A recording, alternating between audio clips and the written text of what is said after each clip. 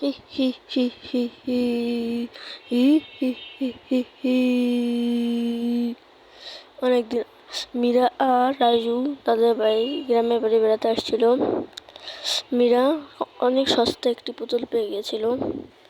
সে সেখান থেকে পুতুলটা কিনে নিয়ে এসে বাড়িতে রেখে দিয়েছিল তাদের বাড়ি সাজাতে।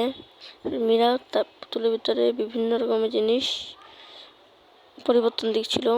তখন সে ভয়ে তাকে বেসমেন্টে রেখে দিল। রাজু মীরা অনেক কিছু কিনে আনবো, বাজারে চলো।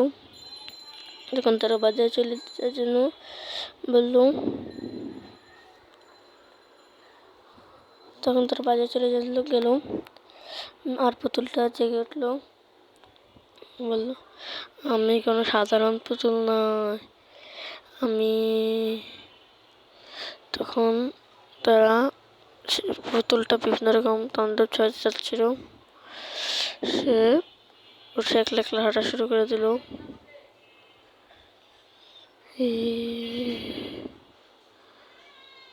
আমাকে বেসমেন্টে আটকে রেখেছিস না, আমি এখন চলে যাব।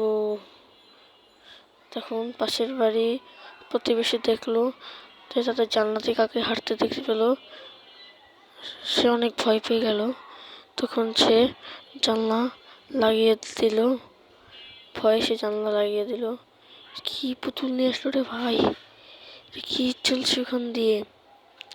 তখন সে ভয়ে সেই তাদের জানলা আটকে চলে গেল। তারা যে সময় বাড়ি ফিরে এসে দেখলো আজকে সারা মাসের সবকিছু কেনা হয়ে গেল। আজকে মাসে পর্যন্ত শেষ, কিন্তু আমি খুবই ক্লান্ত। আচ্ছা দাঁড়াও, আমি তোমার জন্য চা বানিয়ে আনছি। এই বলে মীরা রান্না করে চলে গেল। রান্না করে দেখে সে পুতুলটা দেখলো, সে ভয়ে চিৎকার করতে লাগলো।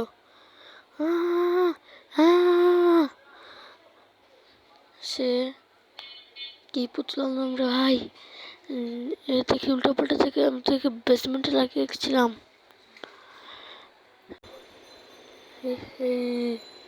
আমি তো জ্যান্ত খাবো। এই পুতুলটাকে আমি এখানে রেখে এসেছি, চ্যানেলটা কিভাবে উঠলো?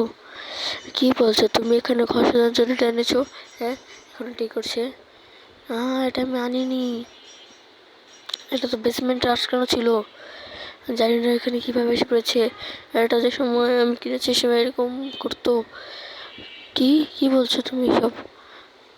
হ্যাঁ, এখানে এরকম কিভাবে? এই পুতুলটার ভিতরে কিছু আছে। কি বলো?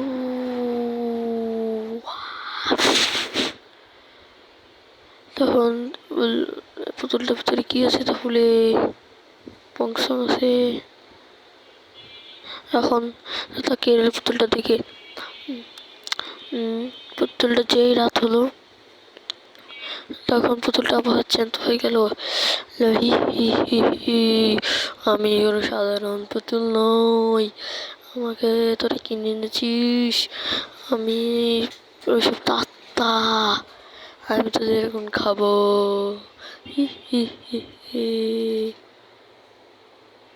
কি?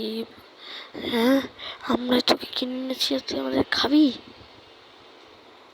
যারা